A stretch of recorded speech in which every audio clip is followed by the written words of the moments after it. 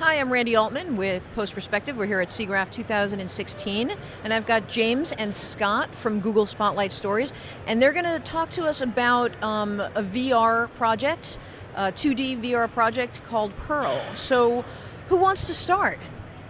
Start us off. Here, I'll point this at you, and you can just. Can I use this? Yes. Okay. So, hello, I'm James. I'm an engineer on the Google Spotlight Stories team. We're a project at the ATAP organization at Google, stands for Advanced Technologies and Projects. And we've been working for several years now on trying to discover how to tell stories, how to sort of create narrative experiences for mostly mobile 360, and now with our seventh short, Pearl, for VR. We're very excited to be here at Siggraph, and that's sort of basically what we do. And Scott, you work on the music and sound side. Yes, I'm Scott Stafford. I'm the creative director of music and sound for Spotlight Stories, Google Spotlight Stories. And like James said, this was really the first project where we had every intention of it being fully realized in VR with 6 Degrees of Freedom.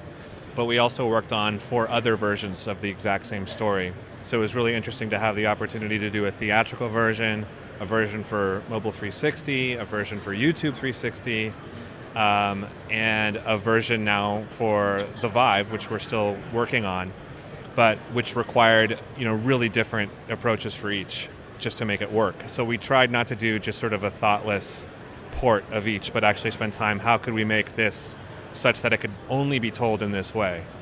And so it's an exciting time to be working in sound and asking those types of questions, because sound has a lot of additional responsibilities in storytelling in VR, because at any given time you only see 10 to 20% of the world, but you can hear 100% of it. And so having a really good mix that immerses people in just the right way, but also leaves other things like music unspatialized so that we just feel it as opposed to thinking about where it is. And also, aren't you leading people to look at different things within the story? In a way, you can think of it as we're leading people, but in some ways we're actually doing the opposite. We're saying if you're looking over here, you can keep doing that and you're still not going to miss a story point that might be happening somewhere over here. So for example, and you might hear something like a tow truck picking up the car in Pearl. You don't have to be looking at it. You can keep looking at the characters or wherever you happen to be looking, and you'll still get that story point there. I know we're working backwards, but do you want to give just a short description of what Pearl is? Story? Yeah, sure. Take it away, James. So it's directed by Patrick Osborne, who worked at Disney for many years. He was the supervising animator on Paperman, their shorts, and more recently he won the Academy Award for Feast.